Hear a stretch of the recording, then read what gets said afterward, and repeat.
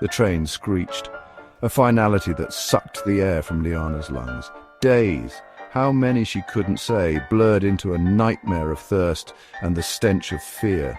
Now floodlights pierced the darkness, illuminating a scene beyond comprehension. Men in striped uniforms, faces etched with a chilling indifference, barked orders in a language she didn't understand.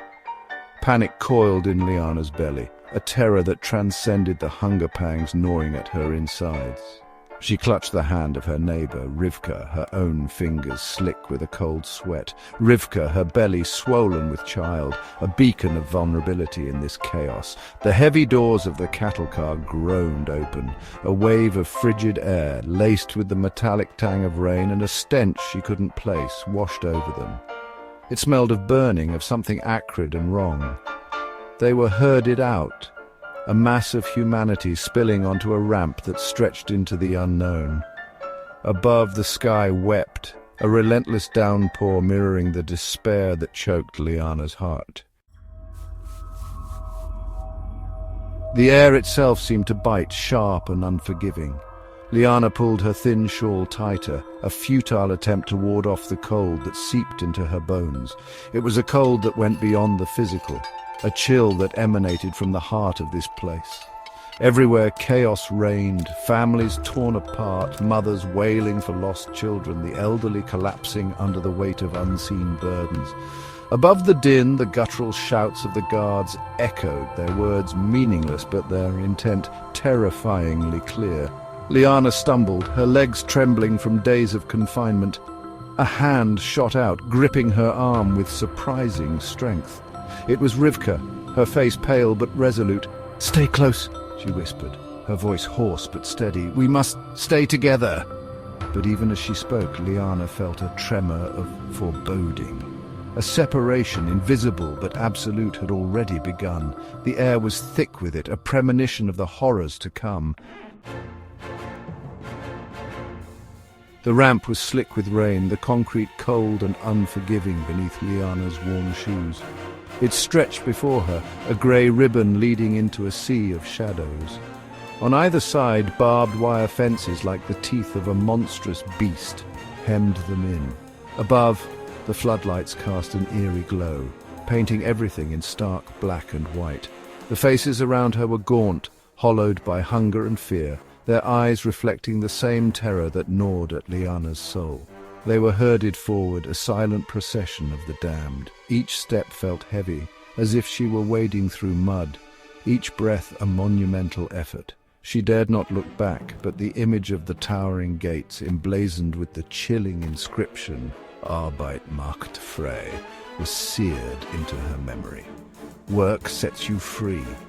The words rang hollow, a cruel mockery in this place of despair. They reached a fork in the ramp, a point where the grey concrete split into two paths. There, a figure stood, silhouetted against the harsh glare of the floodlights. He was tall and impeccably dressed in a black uniform, a white glove gleaming on his right hand. Dr. Mengele, the Angel of Death. Liana had heard whispers of him during their torturous journey, a man who held their fate in his hands, who decided who would live and who would die with a flick of his wrist. Her heart pounded against her ribs, a frantic drumbeat in the silence of her terror.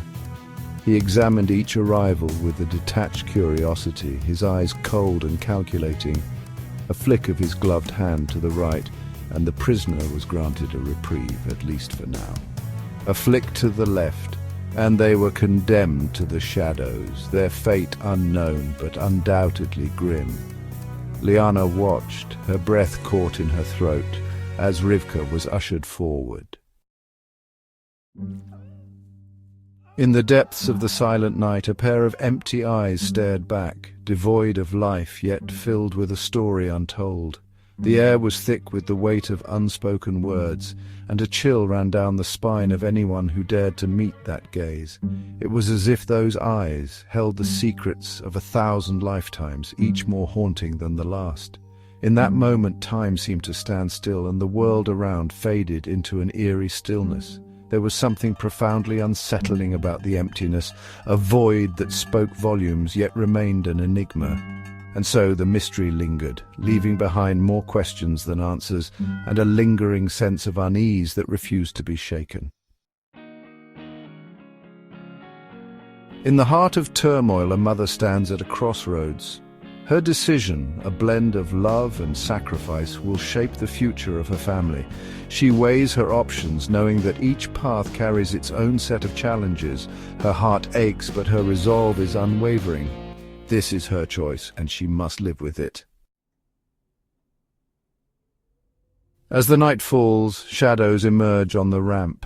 These ghosts, remnants of a past long gone, haunt the present with their silent whispers. Their presence is a reminder of what once was, and what could have been. The air is thick with memories, and each step taken is a step through history.